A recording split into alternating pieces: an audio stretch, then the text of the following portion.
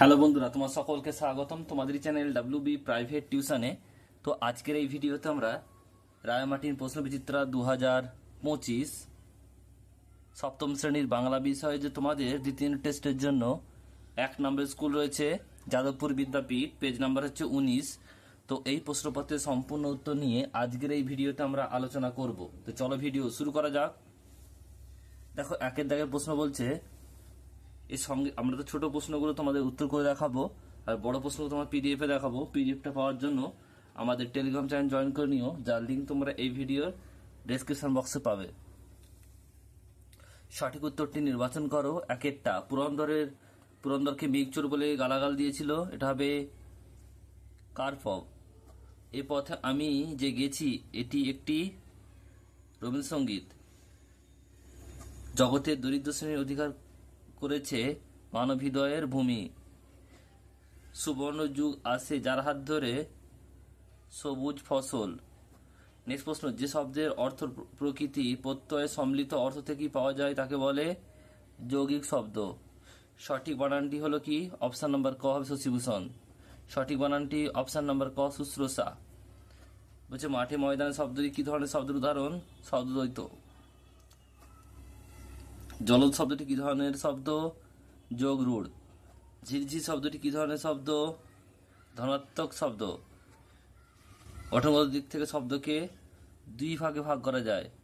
পৌত্র শব্দটি কি? যৌগিক শব্দ। বাকি যে প্রশ্নগুলো রয়েছে তোমরা একটু পিডিএফে দেখে নাও, তোমরা দেখিয়ে দিচ্ছি। এবং এই ক্লাসের পিডিএফটা পাওয়ার জন্য টেলিগ্রাম চ্যানেল জয়েন করে নিও, যেখানে তোমরা বিনামূল্যে কিন্তু পিডিএফটা পেয়ে যাবে, সেখান থেকে ডাউনলোড করতে পারবে। দুইয়ের দাগের একের প্রশ্ন বলছে যে পূর্ণবাক্যে উত্তর দাও। একেরটা, সরলা দেবী চৌধুরীর গ্রন্থটি সরলা দেবী রচিত গ্রন্থটির নাম কি? এটা হবে জীবনের ঝরা পাতা। যেটা বলছে আজ নেতাজি এখানে বক্তৃতা দিতে আসবেন, এখানে কোন জায়গার কথা বলা হয়েছে? এখানে বিডন স্ট্রিটের কথা, কাছে সরকার বাগানের কথা বলা হয়েছে। নেক্সট প্রশ্ন বলছে, দেখো, অত্যাচারী শাসকের নাম ভেসে গেছে কিভাবে? কোথায়? কাল ও সময়ের স্রোতে। নেক্সট প্রশ্ন, দুইয়ের দাগের চারেরটা, জবাবটা জেনে নেব। কার কাছ থেকে কোন প্রশ্নের জবাব জেনে নেবে? এটা হচ্ছে মেজদার কাছ থেকে। বলছে ঝোলা গুড় কিসে দেয়? সাবান না পটকায়? প্রশ্নের জবাবটা জেনে নেবে। এরপরটা রয়েছে দেখো দুইয়ের দাগের পাঁচেরটা, বলছে একেবারে কখনো থেমে যায়নি, কার কথা বলা হয়েছে? এটা হবে অ্যামিবার কথা বলা হয়েছে। নেক্সট প্রশ্ন পরেরটা দেখো, বলছে এটা হচ্ছে দুইয়ের দাগের 6। তিনি দেখলেন তার মাথার কাছে বসে আছে একটি সুন্দরী মেয়ে, এই সুন্দরী মেয়েটির আসল পরিচয় কি? অসীমার প্রকৃত পরিচয় হলো বলছে কার্পভের মেয়ে, এবং তার মা হলেন একজন বাঙালি মেয়ে। দুইয়ের দাগে সাতেরটা বলছে চিরদিনের কবিতায় প্রেক্ষাপট কি? এটা হবে আকাল ও দুর্ভিক্ষের প্রেক্ষাপটে মানুষের সম্মিলিত শ্রম আর জীবন শক্তি কিভাবে বিজয়ী হয়েছে। দুইয়ের দাগের 8, মূঢ় ওরা, ওদের মূঢ় বলা হয়েছে কেন? মূঢ় কথার অর্থ হলো অজ্ঞ বা বোকা। অহংকারী, ধনী বা সাম্রাজ্যলোভীর মনে করেছিল তাদের তৈরি সৌধ চিরস্মরণীয় হয়ে থাকবে, কিন্তু কালস্রোতে ভেসে যাওয়ার জীবন যৌবন ধনমানের মতো তাদের নির্মিত সৌধ একদিন ভেঙে পড়বে। তাদের কথা কখনো কেউ মনে রাখবে না, তাই তাদের কবি মূঢ় বলেছেন। নেক্সট প্রশ্ন, দুইয়ের দাগের 9, হোটেলওয়ালা জন্মদিনে ও রাতে কি রান্না করেছিল? দিনে বলছে মাছের স্যুট আর ভাত, আর রাতে সুরুয়া বলছে ভুনি খিচুড়ি, বলছে হরিণের মাংসের কোরমা আর পায়েস। 10এরটা বলছে মাকুকে তৈরি করতে ঘড়িওয়ালা কত সময় লেগেছিল? উত্তর হবে 17 বছর সময় লেগেছিল। নেক্সট প্রশ্ন, পরীদের রানী দেখতে কেমন? পরীদের রানী দেখতে খুবই সুন্দর, তার গোলাপি মুখে খুব সুন্দর কালো কালো চোখ। 12টা বছর সোনাটিয়া কি নামে মাকুর পরিচয় দিয়েছিল? বিহারি নামে। নেক্সট প্রশ্ন রয়েছে দেখো 3এর দাগের একেরটা, মেঘচোর গল্পে পুরন্দর এবং অসীমার চরিত্র দুটি পরস্পর বিরোধী বিজ্ঞান চেতনার প্রতিনিধি, কে কোন ধারণার প্রতিনিধিত্ব করেছেন তা বুঝিয়ে দাও। উত্তর তোমরা দেখে নাও।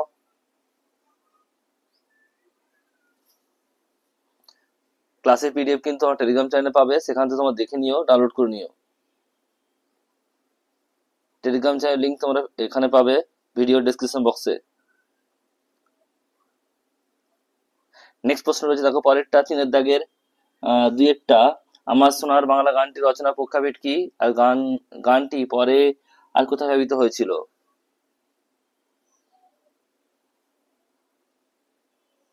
নেক্সট হচ্ছে দেখো তিনের দাগে তিনেরটা, একদম মনে করলে বলছে একরকম মনে করলে ভুল হবে, উক্তিটি কার, কোন প্রসঙ্গে, কেন বক্তা এমন উক্তি করেছেন? শিবতোষ মুখোপাধ্যায়ের উক্তিটি হচ্ছে, বাকিটা তোমরা দেখে নাও। নেক্সট হচ্ছে চারের দাগের প্রশ্ন, চারের দাগের বলছে নোট বই কবিতায় কবি পাঠককে যে সত্যের কাছে পৌঁছে দিতে চেয়েছেন সেটি কি?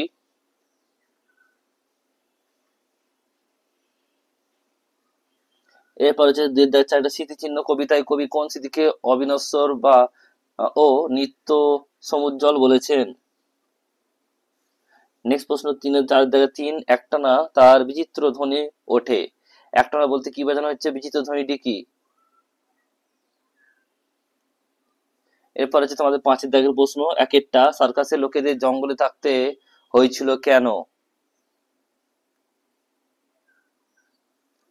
এরপর হচ্ছে পাঁচের দাগে দুই, বলছে হোটেলওয়ালা জন্মদিনে রান্নার জন্য কে কি নিয়ে এসেছিল, বটতলার পিছনে ছোট নদীর ধারে কি কি শাকসবজি হয়?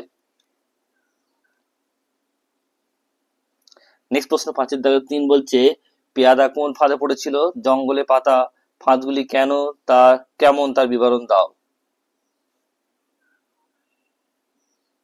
এরপরে দেখো ছয়ের দাগের বাক্য গঠন করো এক একটা, টাপুর টুপুর, এটা কি বলছে, আকাশে মেঘ করে টাপুর টুপুর বৃষ্টি নামলো।